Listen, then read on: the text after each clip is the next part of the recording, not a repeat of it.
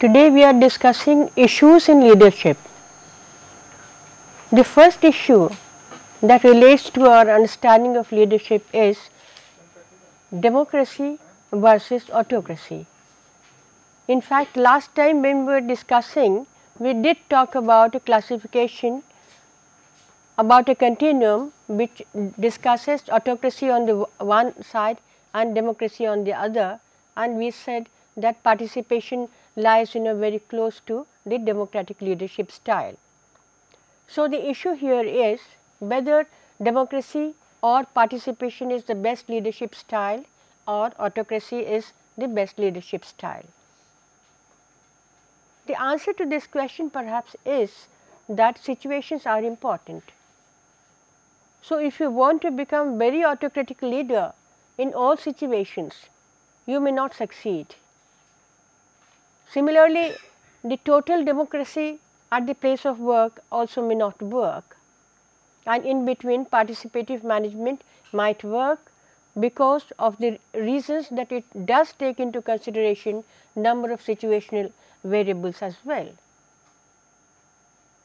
That is why this is an issue that has been debated by the management thinkers, whether which style of leadership has to be followed. In fact, managers often debate themselves whether they have to be very autocratic at the place of work. In fact, yesterday when some of you did that assignment and someone brought in the case study that the 29-year-old manager seems to be inclination for a lot of say the autocratic attitude. So, you can see that even in the newer generation there are people, those who would like to be very, very autocratic, but leave aside the personal choices and the styles. If you have to really apply leadership, you have to see that what type of situation is important. Say, in the emergency situation, we have already discussed that sometimes earlier also. In the emergency situation, suppose there is a blackout and we all have participative climate, but at that moment the leadership style has to change because we need answer to that question or performance at that point of time. So, if you really want to have a very democratic attitude at that point of time, then your performance may not be achieved because the main goal at that time is to take care of the blackout, the electricity failure or something of that kind. So, we do need some kind of autocracy at that moment. That is why situations become very important.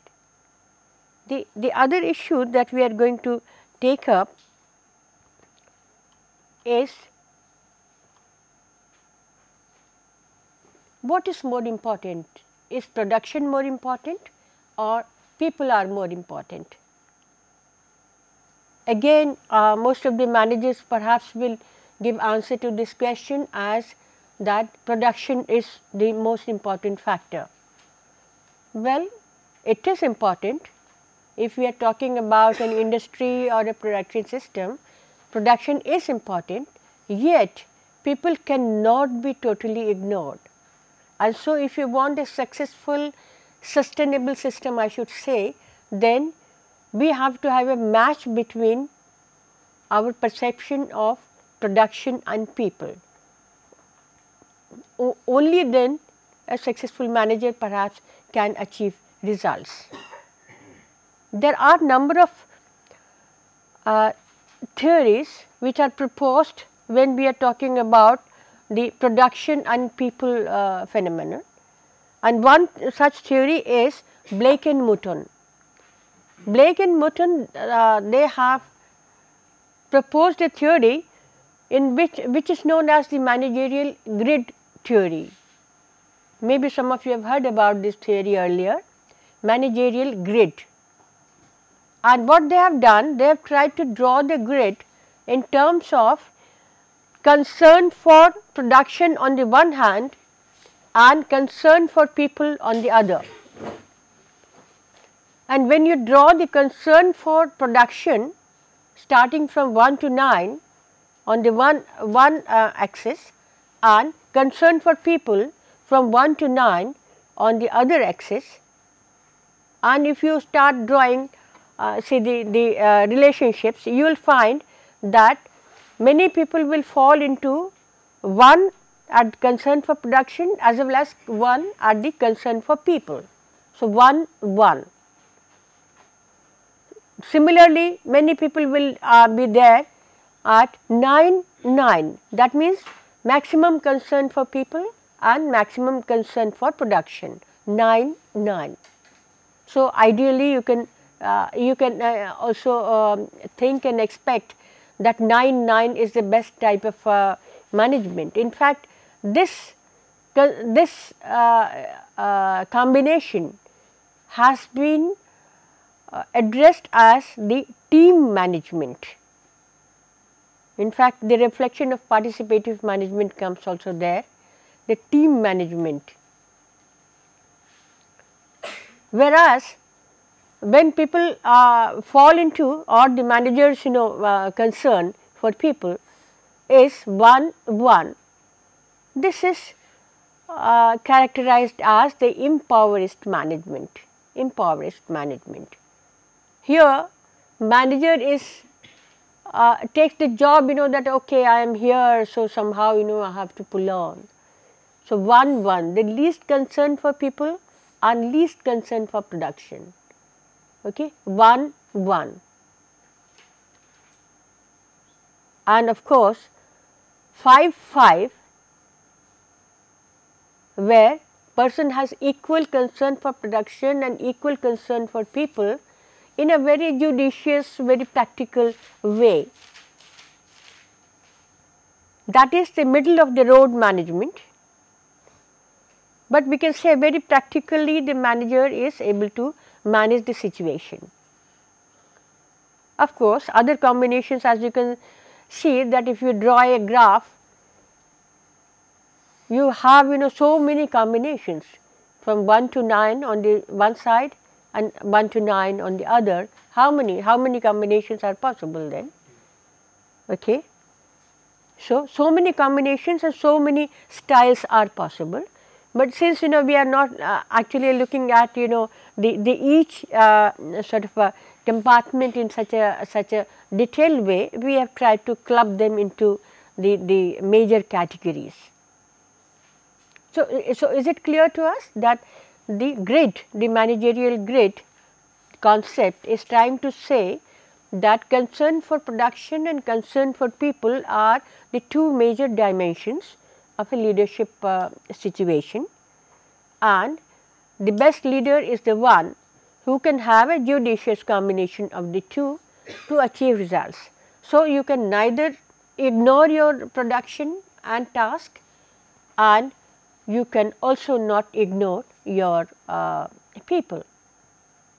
Otherwise, a traditional manager perhaps will think that only my task is important and people are not important, but actually in the long run that does not work, because we have to achieve results through people. And if you really want a sustainable system, then you have to have a very best kind of a approach towards people as well. Now, if so that was to discuss the issue of production versus people, who is more important. So, we find that a combination is important. So, the manager, in order to become successful, must have concern for both. Similarly, we have another model. We are discussing these models. These are the theoretical positions which authors have tried to give us, and in fact, that clarifies in our thinking on how much concern for people and how much concern for production. Similarly, there is yet another model which Hersey and Blanchard they have given, and they have also given there are many things which you may find as common, but then there is a new dimension given to people. So, what they have said, that there is relationship behavior on the one axis, there is relationship behavior on the one axis, okay, and there is a people behavior in terms of the maturity of people. When we are talking about maturity, we are not talking really about their any kind of a physical sense. We are talking basically the psychological maturity here. And the one could be very matured, one could be very little matured. Okay.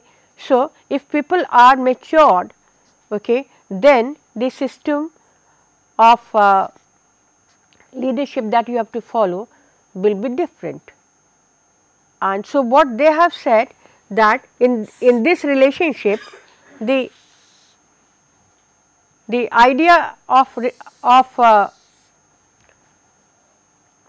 leadership could be understood in terms of the maturity dimension when coupled with the relationship behavior and the people the production behavior.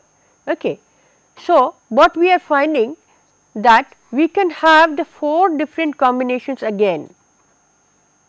Okay.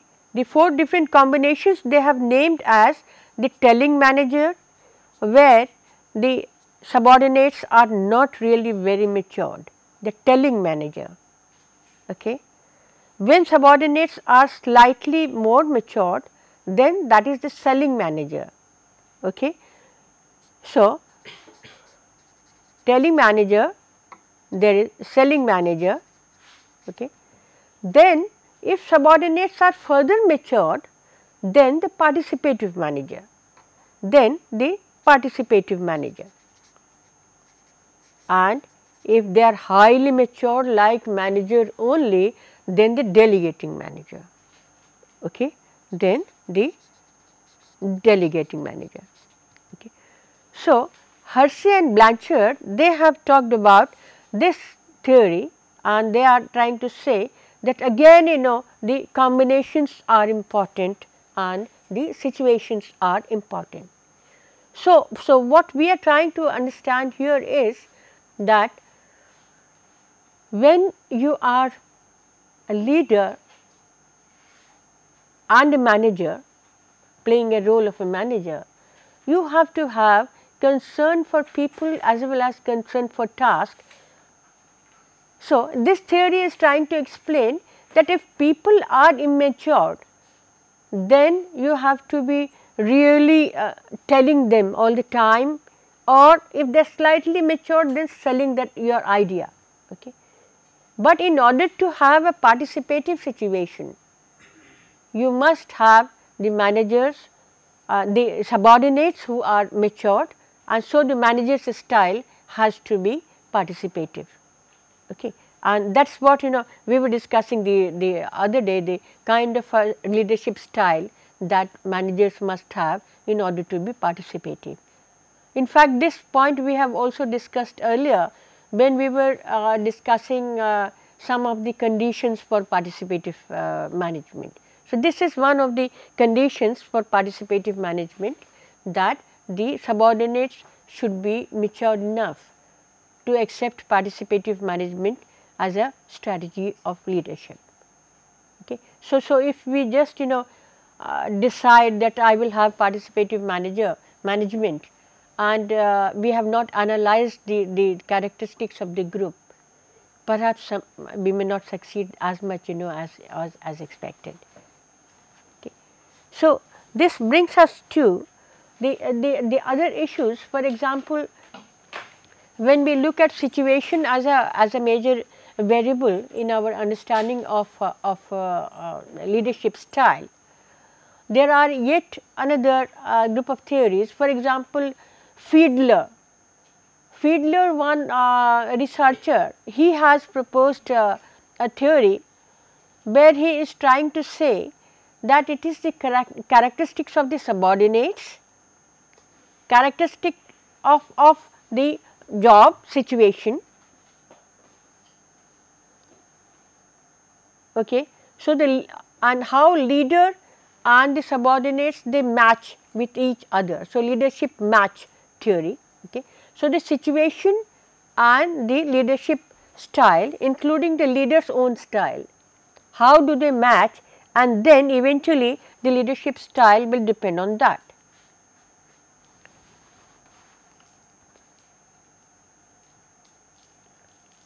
Okay, so far we have discussed whether democracy is important or participation, the autocracy is important. That was the first issue.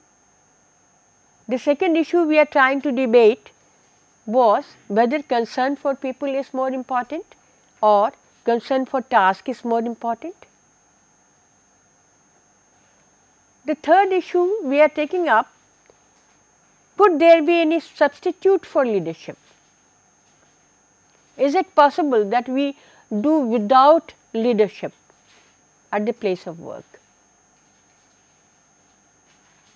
Well, this is a very new concept, and normally people believe that we need a leader, but now the thinking has changed. From autocracy we are now coming to participation, and we are accepting the fact that people can really be involved in decision making, and we are going a step ahead.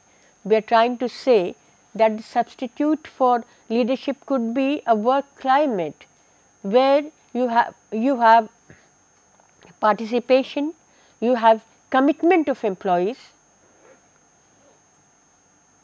So, if you have the commitment of employees, if people are matured enough, then perhaps there is a very little requirement for leadership.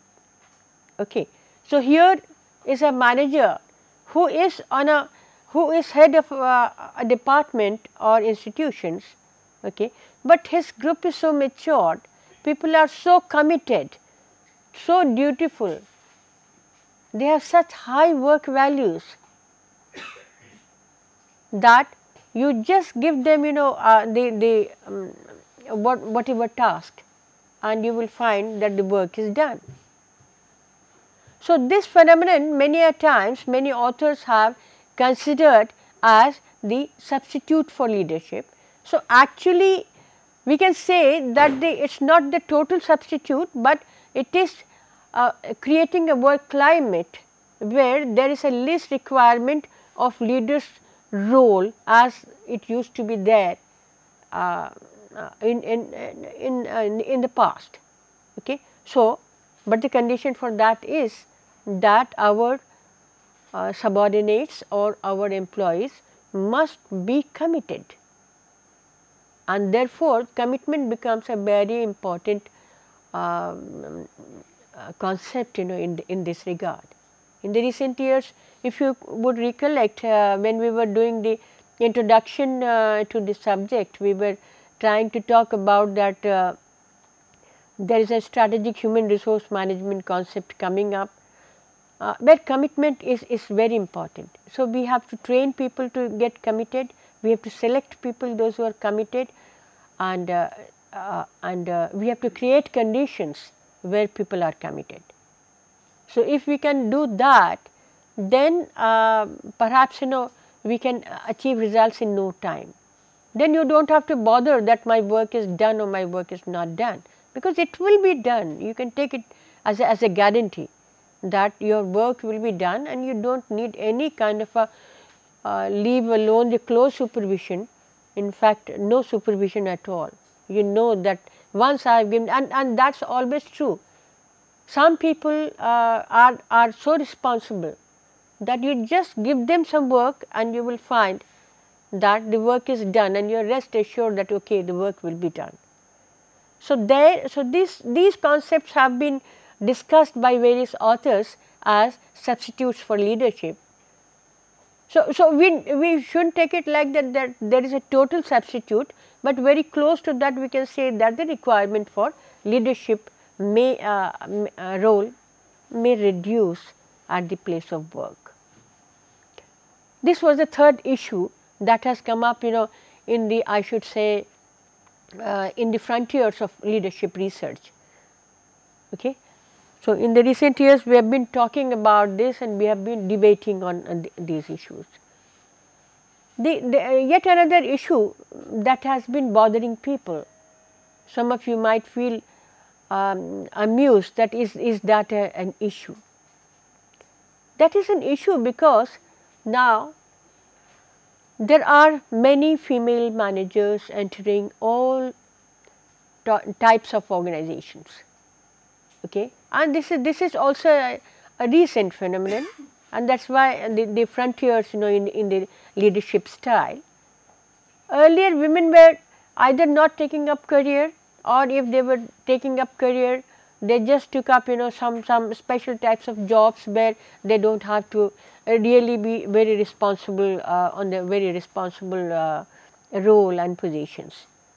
Also earlier we can say, which of course might happen in some organizations even today, that women do not get, you know, promoted to very high positions because of so many reasons. But things are changing, and we find that there are many women managers now.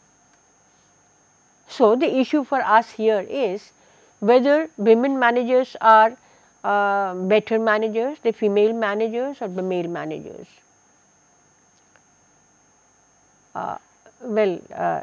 Normally people believe that okay, females perhaps are not good managers, and lot of researches are going on in this field, but we find that women are equally good managers, and some of the researchers have also suggested that in some situations they may be even better. But the things are not really conclusive. So, we cannot say that they are necessarily better, but we can certainly say that the difference is not that distinct, and the attitude that has remained that female managers are not very effective, that is not very true. Perhaps this analysis might go to the other factors. If you once you know you are a manager, typically people thought that in order to become a manager you have to be very aggressive, because we were looking at autocracy as this style of managing, okay. And often you will find women are not that aggressive as their other counterparts. But what we find that as the leadership styles are also changing, our understanding of the concept is changing, and not only that, as the social change is taking place, people get socialized, that now there is no difference whether a manager is male or female. I am sure you do not find any difference when a female is teaching or a male is teaching. I am sure you do not find any difference, because now from your kindergarten perhaps you have been used to that. So, in terms of a teacher, I am sure the attitude is not that like that the male teacher only has to be there, nothing like that. At least that is what I think. So, this issue of leadership is becoming very important in the literature of leadership now, and in fact lots have been written about it, even though we are not saying that there is anything conclusive. Only what we are saying that given an opportunity, females prove to be equally good managers, okay. And therefore, while we are recruiting, while there is any kind of a power position, gender should not be considered as an important factor. Only the individual characters should be taken into account, okay. And we are yet to see, because situation again is important. Sometimes female with small children, because they have the dual responsibility and the great responsibility of bringing up their small children. Sometimes people might start believing that they are not good workers, but it may be just a very situational phenomenon for them. Okay. So, this issue is open, and this is being debated and lot of research is being done on this issue of leadership, as we have already discussed, that because now female managers are quite a few in organizations.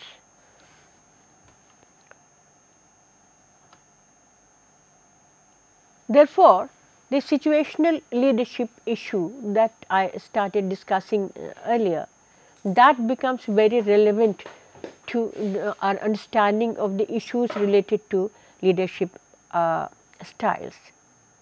Now, yet another issue that is important is the traits that people have, the personality traits.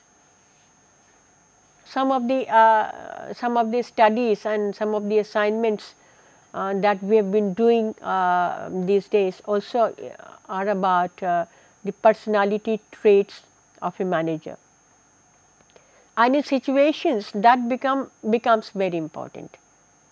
If your manager is highly intuitive, or he has very high maturity, he will have a different, or he is very highly creative, he will have different kind of a strategy for managing people. So, in situation we have the task characteristics, the characteristics of the manager and the characteristics of the organization. These three combined will create the situational demand for us. Okay. And so, situation becomes very important when we are talking about leadership phenomenon. Now, we next move on to the other propositions given by many other authors. Let us now look at the superior subordinate interaction in the issues in leadership, and this is presented by Rensis Likert. He first talked about these in his book named New Patterns of Management, and he proposed that these systems of superior subordinate interaction result into the kind of leadership that you might expect. Now, here there is some sort of overlap with the continuum that we had discussed earlier. System 1 is exploitative authoritative, the very old style of leadership where authoritative style was very prevalent, and in fact that is there in many situations in many organizations even today, where the relationship, you can say, is like a servant master relationship. That kind of a relationship is there. Then comes the benevolent autocrat, we can say, benevolent relationship, where it is a softer one. It is not a master and servant relationship, but a softer one, yet it is autocratic. It is autocratic. In consultative, we find that they become much more closer, and then the third system begins as a consultative superior subordinate interaction, and you can see that the participative system is the one that has maximum superior subordinate interaction. In fact, Rensis Likert used the word participative leadership for the first time. Okay, after that we have been discussing, and this has become a subject in its own right, but that was the first time he made use of this terminology. Okay. So again, we can see that there is some kind of a continuum here emerging when we are coming from the exploitative authoritative relationship to the participative type of leadership. And in today's time, with all the social change taking place and all the globalization coming up for us, we are all trying to implement participative leadership styles in our organizations, okay, because of many reasons, as what we have discussed also earlier, that people also have become very professional. There is a social change, they are matured, both managers and the subordinates, both, because here we will say that the total system has to like all participants must be matured enough, okay. So, because if the subordinate is very matured and the manager is not, then you can see again we will have difficulty, okay. So, the leadership style is also determined by some of these factors. Therefore, in these interactions that we have, this last this 1, 2, 3, 4, these have been put in the next table. You can see 1, 2, 3, 4, and here we are trying to understand a little more about these 4 systems. That means some of the characteristics we have picked up, and the confidence and trust, for example. In system 1, there is no confidence and trust, whereas in system 4, which is participative, there is full confidence and trust. Subordinates feeling of freedom. In the first one, they do not feel free at all, whereas in the fourth one, there is a complete freedom. Here we have tried to draw that continuum. So, in second and third, you can see that its sort of a reflection increases. Okay, that is why we have not written that in words, but you can just understand that from first to fourth, that means second and third are in between that. That is why we have not written that in words. Then the involvement of subordinates. Involvement of subordinates in the system 1, seldom we get this idea, and in the system 4, we always get these ideas. So, what we are discussing? We are discussing the 4 systems of subordinate, superior subordinate interaction. Okay, and we have seen the 4 systems have different characteristics. Okay, they, even though they flow from one to the other, and you can see that some of the issues that we are trying to discuss here are some of these characteristics. Okay. Now, having discussed that there are number of characteristics which relate to different situational variables. Now, we move on to some other leadership styles, which are again the newer additions to the literature in leadership styles. Let us now look at the charismatic leadership. All of you understand what is the meaning of charisma? Perhaps we all define the term charisma in our own way. The word charisma started from Weber's writings, okay, and in today's context we refer to that as some kind of a impact, the emotional impact that the leader might be able to make on the people, and the charismatic manager has some personal power. We will just come to the power and authority in short while from now. Charismatic leader has some personal power, and some literature says that the charismatic leaders are emotionally involved, they are very they care for their subordinates, they are intelligent, they are very good in as their with the social skills. Okay. They are very patient, and above all they are very confident. They are extremely confident people, the charismatic managers. Okay. And then combining all these characteristics make them into a charismatic manager, or some kind of a personal power they have. Okay.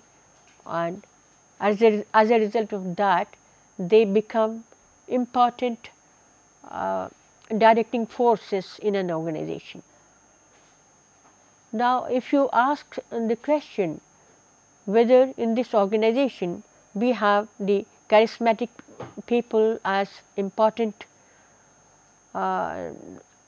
in the formal way, perhaps in your company charter you do not have any room to say that okay, here is the role of a charismatic manager or anything of that kind. Okay. But the charismatic manager, because that is his personal power, he may be even placed in a lower level in the hierarchy, but he may command so much of a power that he becomes a charismatic leader. Okay. Even though this phenomenon you may find more prevalent, in the religious leadership and that kind of a situation, but we cannot deny this fact that even in a formal situation you have charismatic leaders.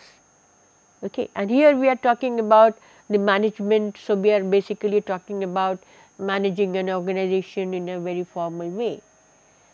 So, there are people with charismatic power also at the place of work, and that is how sometimes you address some managers by saying, oh, he is a great manager and wherever he is going to make an impact. Perhaps there is a possibility that that manager is a charismatic manager. So, with his personal power, people are valuing him so much that he becomes a very, very effective leader. There are other types of leadership styles also, and so in the recent years we have been talking about the other styles of leadership as well. There are transformational leaders, there are ethical leaders. Like charismatic leader, we also have the ethical leaders, transformational leaders in our organizations. And our understanding of the whole leadership style will not be complete unless we have also discussed what is the meaning of a transformational leader and who is an ethical leader. In our next lecture, we are going to discuss the transformational leaders, the ethical leaders, and some of these new frontiers in the knowledge of leadership phenomenon. So, in the recent years we have been discussing the emergence of different types of leaders in organizations. A lot of research has been done and a lot of books have been written. So, we will be discussing these characteristics and these leadership styles in our next discussion.